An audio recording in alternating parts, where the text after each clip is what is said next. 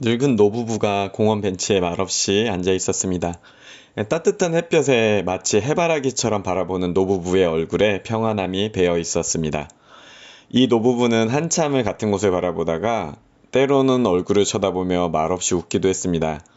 서로 아무 말 없어도 마음과 마음으로 대화하는 듯한 그들의 얼굴에 번지는 미소는 모든 것을 다 말해주는 것 같았습니다. 그러다가 황혼이 물들 즈음에 부부는 손을 잡고 집으로 돌아갔습니다. 늘 같은 시간에 나와 앉아있는 이 노부부의 모습을 바라보는 주변 사람들의 마음, 이 사람들의 마음도 많이 따뜻해졌습니다. 곁에서 이들을 바라봤던 어느 교수가 강단에서 학생들에게 진정한 대화란 말이 없어도 이렇게 마음으로 주고받는 것이야 라고 예를 들 정도로 그들의 모습이 좋아 보였습니다. 그러던 어느 날 이 학생 한 명이 궁금해서 노부부한테 찾아와 물었습니다. 할아버지, 아무 말씀하지 않으셔도 정말 할머니의 마음을 다 아세요? 그랬더니 할아버지가 빙긋이 허허 웃으면서 그려 그려 하셨습니다. 할머니에게도 물어봐야겠다 해가지고요. 이 학생이 할머니한테도 물어봤습니다. 할머니는 왜 아무 말씀도 안 하세요? 그랬더니 할머니가 빙긋이 웃으며 말씀하셨습니다. 아유, 말하면 싸워. 흔히 말을 주고받는 소통이라 얘기합니다. 인생에서 가장 오랜 시간을 같이 보내는 사람, 아마도 가족일 텐데요. 이렇게 오랜 시간을 함께 보내고 대화를 많이 해도 서로를 잘 이해한다는 거, 그런가요? 여러분 다들 아시죠? 사람들끼리는 아무리 오랜 시간을 함께 살아도 대화가 원만하기 어렵습니다. 물론 한때는 이제 대화를 잘 통한다 느끼고 특별히 나의 좋은 친구구나 나의 좋은 인연이구나 라고 생각할 때도 있고 그것에 의미를 심기도 합니다. 그러나 시간이 지날수록 우리는 서로의 다름을 발견하게 되고 원만한 대화가 쉽지 않다는 사실을 깨닫게 됩니다. 심지어 가장 대화가 잘 안 통하는 사이가 가족이다라는 말을 하시는 분도 있을 정도죠. 다름을 용납하는 데 있어서 우리가 서로 미숙하기 때문입니다. 그렇다면 우리가 할 수 있는 가장 온전한 소통은 무엇일까요? 그것은 바로 기도입니다. 하나님께서는 온전하시고 누구보다도 우리를 잘 아시며 우리에게 귀 기울여 주시는 분이시기 때문입니다. 하나님께서는 당신의 모든 자녀들을 사랑하십니다. 그분은 가장 약하고 보잘것없는 자녀들까지도 동일한 사랑으로 품어주십니다. 우리가 인생을 살아가면서 얼마나 많은 시련과 어려움을 경험합니까? 그러나 하나님은 그분의 무한한 사랑으로 우리의 목소리에 귀 기울여 주십니다. 오늘 본문 말씀처럼 하나님은 우리가 기도로 나아갈 때 가장 귀하고 놀라운 약속을 지켜주신다 말씀하셨습니다. 하나님의 자녀인 우리가 시련, 고난, 유혹의 문제를 하나님께 내려놓고 지혜와 능력을 구하면 주님께서는 우리의 기도에 반드시 귀 기울여 주십니다. 우리가 지금까지 삶의 모든 부분에서 성경 말씀에 하나님의 뜻을 따라 행하였고 기도로 주님 앞에 먼저 나아갔다면 우리가 겪고 있는 삶의 많은 부분들이 현재와는 많이 달라져 있을 것입니다. 하나님의 아들이신 예수님께서는 하나님께서 우리를 사랑하신 같이 우리를 사랑하십니다. 요한복음 15장 9절 말씀 함께 합독하기 원합니다. 요한복음 15장 9절입니다. 아버지께서 나를 사랑하신 것 같이 나도 너희를 사랑하였으니 나의 사랑 안에 거하라. 아멘. 하나님께서 얼마나 무한한 사랑을 가지고 계신 분인지 다들 잘 알고 계시지 않습니까? 그 하나님이 하나뿐인 독생자 예수님을 향한 그 사랑은 얼마나 크겠습니까? 그런데 그 측량할 수 없는 놀라운 사랑을 예수님께서 우리에게도 주신다 말씀하시지 않습니까? 하나님이 나를 사랑하신 같이 나도 너희를 사랑하겠다. 그 유일한 독생자를 향한 크고 놀라운 사랑을 우리에게 주시겠다라고 말씀하시고 있는 것입니다.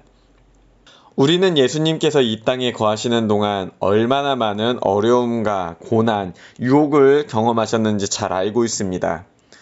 주님은 그런 상황 속에서도 우리를 위해 일하셨고 모멸과 무시를 당하셨으며 때로는 머리 둘 곳조차 찾지 못하셨습니다. 예수님은 인간의 몸으로 오셔서 모든 면에서 우리와 같은 시험을 받으셨지만, 그러나 그분은 죄가 없으셨습니다. 그 예수님은 이 땅에서 제자들과 함께 지내시면서 그들이 겪는 어려움과 아픔에 공감하셨습니다. 주님은 삶의 어려움을 잘 아시기에 기도에 대해서 오늘 말씀을 통해 약속해 주셨습니다. 본문 7절 말씀 함께 합독하시겠습니다. 구하라, 그리하면 너희에게 주실 것이요. 찾으라, 그리하면 찾아낼 것이요. 문을 두드리라, 그리하면 너희에게 열릴 것이니. 아멘. 자, 오늘 이제 7절 말씀 초반부에 보면 구하라, 그리하면 너희에게 주실 것이요 라고 말씀하지 않습니까? 우리는 때론 이 말씀을요, 도깨비 방망이의 사용법처럼 받아들입니다. 실제로 몇몇 사람들은 도깨비 방망이 뚝딱 하는 것처럼 기도 응답 받았다 라고 자랑하기도 합니다. 하지만 우리가 성경을 읽고 하나님의 뜻을 더 깊이 이해하게 된다면 응답받는 기도의 의미가 무엇인지 깨닫게 됩니다. 요한일서 5장 13절에서 15절 말씀도 우리 함께 합독하기 원합니다. 함께 읽으시겠습니다.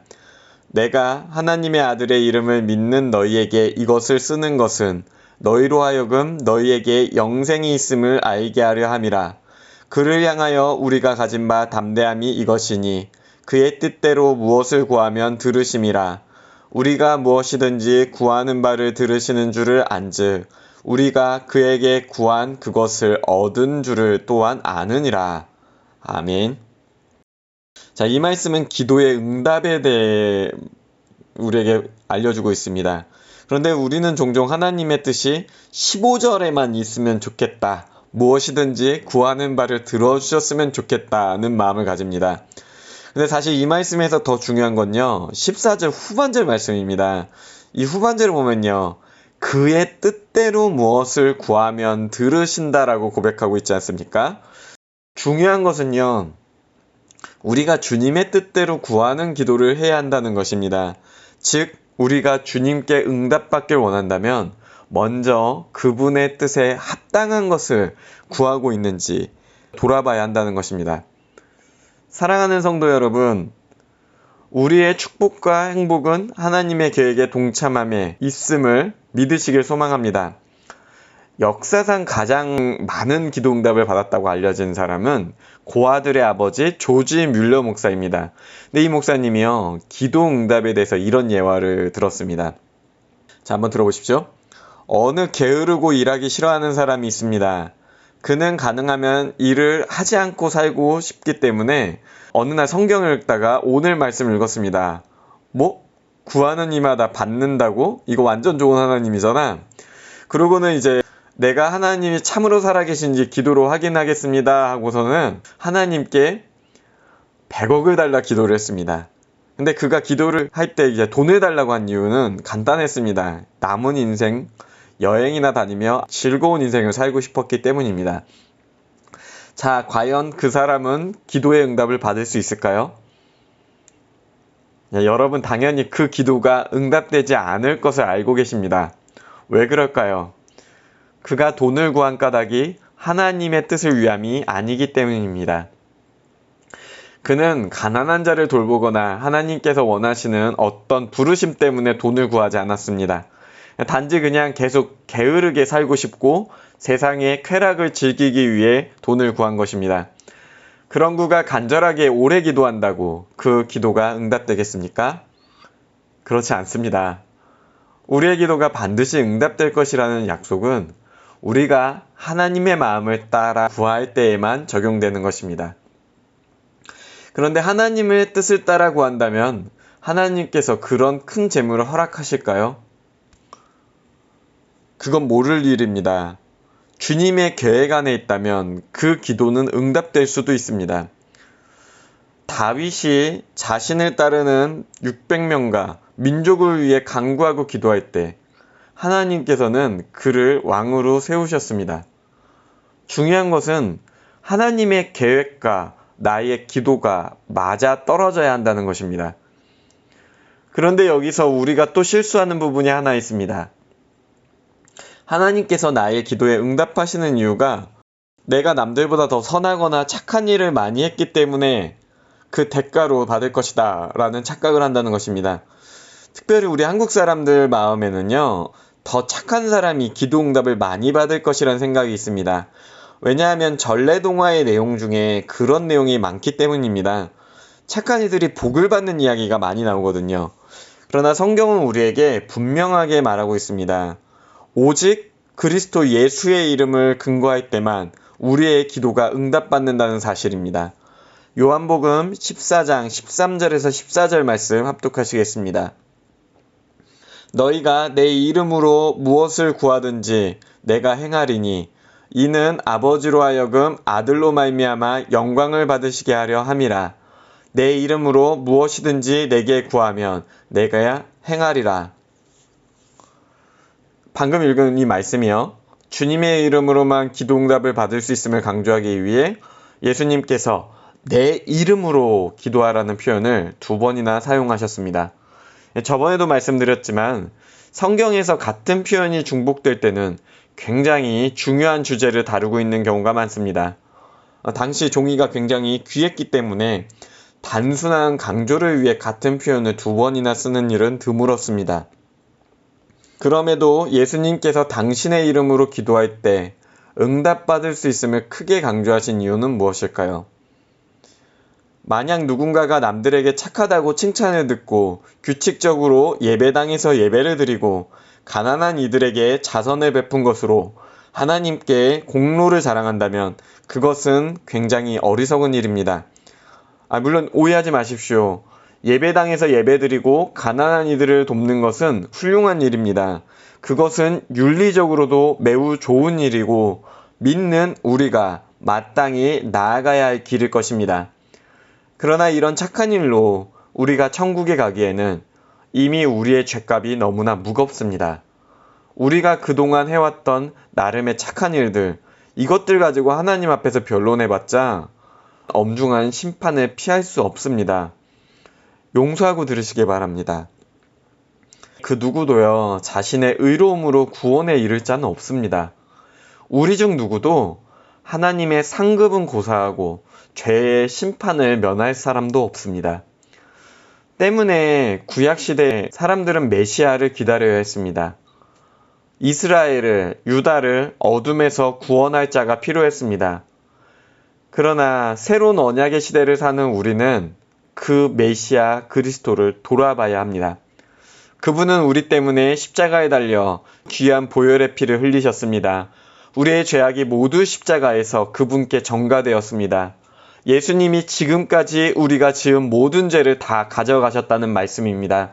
그 십자가로 말미암아 예수님의 의가 우리에게 흘러왔습니다. 그래서 이제 죄인들, 심지어 예수님의 십자가 한편에 있던 강도조차도 예수 그리스도를 믿음으로 영접할 때 죄를 사함받고 깨끗하여져서 하나님의 나라를 상속받았습니다. 우리가 의롭게 된다는 것은 예수님을 믿음으로 인해 의롭고 온전하여졌음을 하나님께서 인정하여 주신 것입니다. 따라서 우리는 예수님을 믿음으로 구원받고 그분이 베푸시는 은혜로 천국에 들어가는 것입니다. 마지막 날에 주 예수 그리스도에 대한 믿음으로 하나님 앞에 서게 되듯이 현재 우리도 그에 대한 믿음을 통해서 기도로 하나님께 나아갑니다. 만일 우리가 간구하는 것을 응답받기 원한다면 자신의 경험을 의지하고 지식을 의지하는 대신 예수님의 이름으로 나아가야 합니다. 우리는 예수님의 이름을 믿고 선포함으로 삼위일체 하나님과 연합되기 때문입니다. 예수님을 믿고 신뢰할 때 우리는 예수님의 몸의 지체인 교회가 됩니다. 그러나 우리 중 누구도 교회의 머리는 될 수 없습니다. 우리는 주님 없이 그저 죄인에 불과합니다. 주님과 교회가 몸과 머리를 이루는 하나님의 은혜 안에서 기도가 응답받기 원한다면 예수의 이름을 의지하고 그 이름 앞에 스스로를 성찰해야만 합니다. 사랑하는 성도 여러분, 오직 예수 이름으로만 존귀한 하나님의 자녀가 됨을 믿으시길 소망합니다. 예수님께서 존귀한 분이시기 때문에 우리는 기도에 응답받을 것을 기대할 수 있습니다. 하나님께서 예수님의 요청을 거절하실 이유가 없기 때문입니다. 예수님은 하나님으로부터 모든 것을 받기에 합당하신 분이시며 흠없는 하나님의 자녀이시고 어떠한 상황에서도 하나님의 마음을 따라 행하시는 분이시기 때문입니다. 우리가 예수님을 신뢰하고 그분 안에서 그 이름을 의지하여 기도한다면 기도에 응답받는 은혜를 기대할 수 있습니다. 하지만 죄 가운데 살면서 습관적으로 악을 행하는 사람이 기도를 한다. 그렇다면 그가 예수의 이름으로 기도한다 해도 응답받지 못할 것입니다. 시편 66편 18절에 내가 나의 마음에 죄악을 품었더라도 주께서 듣지 아니하시리라라고 기록되어 있지 않습니까?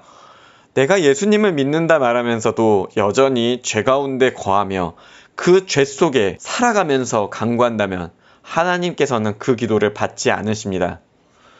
여기서 우리가 기억해야 할 중요한 사실 중 하나는 하나님께서 우리의 기도에 응답하시는 분이심에 대해 분명한 신뢰를 가져야 한다는 것입니다. 마가복음 11장 24절 말씀 우리 함께 합독하기 원합니다. 그러므로 내가 너희에게 말하노니 무엇이든지 기도하고 구하는 것은 받은 줄로 믿으라. 그리하면 너희에게 그대로 되리라. 사랑하는 성도 여러분, 우리가 구하는 것을 응답받을 것이라는 분명한 믿음을 가지시길 소망합니다. 하나님께서는 기도에 응답하실 수 있는 능력의 하나님이시고 우리가 믿음 안에서 구할 때 실제로 응답하시는 분이십니다. 하나님의 놀라운 능력은 예수를 부활시키신 사건으로 이미 증명되었습니다. 그분은 사망의 권세를 넘어서시는 전능의 주 하나님이십니다. 또한 그 전능의 하나님이 독생자 예수를 우리를 위해 십자가에 달려 돌아가시게 하셨습니다. 그렇기에 그분은 사랑의 하나님이십니다. 그 하나님의 사랑은 그리스도 예수의 십자가에서 모두 증명되었습니다. 이러한 하나님의 능력과 사랑을 믿는다면 우리는 그분이 기도에 응답하시는 하나님이심 또한 믿음으로 고백해야 합니다. 하나님은 죽은 자의 하나님이 아니고 산 자의 하나님이십니다. 그분은 오늘 우리의 삶의 자리에 임재하셔서 우리의 기도를 들으시고 응답하실 수 있는 전능의 하나님이심을 믿으시길 소망합니다. 그렇다면 어떤 기도가 하나님께서 응답하시는 기도입니까? 첫 번째, 오직 하나님의 이름으로 하나님의 마음에 합당한 것을 간구합니다. 두 번째, 주 예수 그리스도의 십자가 공로를 의지하여 예수님의 이름으로 기도합니다. 세 번째, 하나님께서 그런 우리의 기도를 들어주실 수 있는 전능하신 하나님이심을 의지하며 기도합니다. 여기까지가 아까 제가 여지껏 드린 말씀입니다. 그러나 여기에 우리에게 필요한 것이 한 가지 더 있습니다. 그것은 우리가 하나님의 응답을 받기까지 인내를 가지고 기도해야 한다는 사실입니다. 기도에 대한 말씀들을 찾아보시면 아시겠지만 주님께서는 언제 어떻게 응답하신다는 말씀은 하시지 않으셨습니다.